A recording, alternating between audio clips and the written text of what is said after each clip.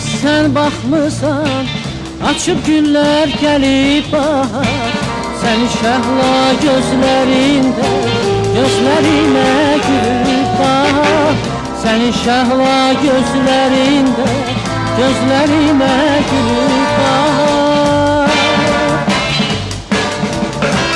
Mənim sakit həyatıma güneş kimi boylanmışsan, bir baxışla bu dünyanı elvan rəngə boyamışsan.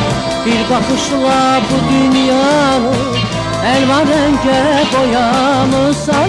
Ömrümü baxtımı gözümdə gördüm, mən səni qəlbimdə özümdə gördüm. Ömrümü baxtımı gözümdə gördüm, mən səni qəlbimdə özümdə gördüm. Ay gözləri aydın gün, görən sənə aşık olur. Sənin bircə təbəssümün bir dünyalıq qışıq olur. Sənin bircə təbəssümün bir dünyalıq qışıq olur. Ömrümü baxtımı gözümdə gördüm, mən səni qəlbimdə özümdə gördüm. Ömrümü baxtımı gözümdə gördüm, mən səni qəlbimdə özümdə gördüm.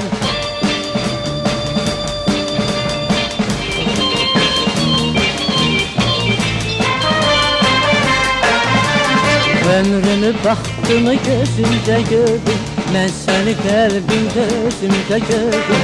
Ömrümü baxtımı gözümdə gördüm, mən səni qəlbimdə özümdə gördüm. Ömrümü baxtımı gözümdə gördüm, mən səni qəlbimdə özümdə gördüm.